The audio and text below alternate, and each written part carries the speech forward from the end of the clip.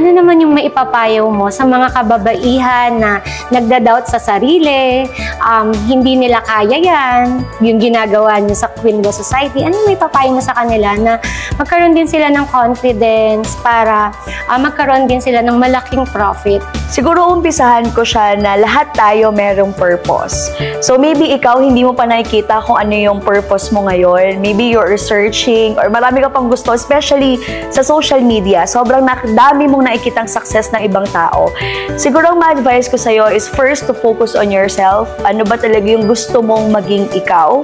And ano ba yung mission mo dito sa mundo? Kasi for sure lahat naman tayo may mission and may purpose.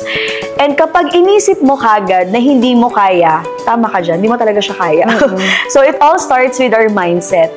And kailangan paniwalaan mo yung sarili mo. Kasi ako, meron nagsabi sa akin na nakakahiya naman kay God na binigyan kanya ng buhay, binigyan kanya ng purpose, pero ikaw yung unang-unang nagda-doubt sa kakayahan na ibinigay niya sa'yo.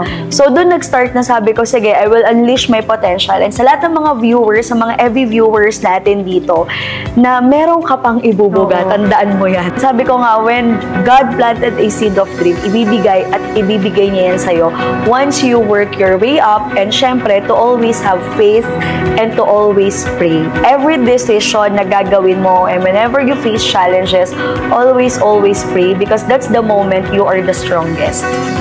And also, yun nga, sabi mo kanina, na kung ano yung iniisip mo, yun yung mangyayari. Kaya, kailangan natin mag-grow every day, and yun nga, mag-aral, i-check mo ano yung kailangan mong improve sa sarili mo para magkaroon ka ng opportunity na mabago din yung buhay mo. Yes, kasi hindi naman tayo limited lang sa kung ano yung pinanggalingan natin. Like ko nga sinasabi, your current situation is not your final destination. So, ibig sabihin, kung tatanggapin mo lang na hanggang dyan ka lang, hanggang dyan ka na lang talaga. Pero there are lots of opportunities out there na kaya mo pang i-improve yung sarili mo. Like kong sinasabi, kung ikaw, kontento ka na sa kung ano yung meron ka ngayon, tignan mo yung pamilya mo. Sa tingin mo, they already deserve the life that you have right now. If your answer is no, get up, stand up, and do whatever it takes to achieve your dreams. And also, ayun nga, nasabi mo yung dreams. Siguro, nasasuggest ko din sa inyo, sa mga kababaihan, alamin nyo kung ano yung greatest dream nyo for yourself and for your family. Kasi dun mag-start lahat. Yes, kasi lahat naman tayo, nangarap lang din naman.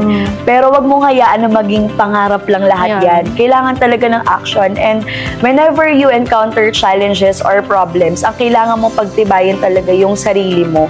Para kahit anong unos yung dumaan, sabi nga, you cannot put a good woman down.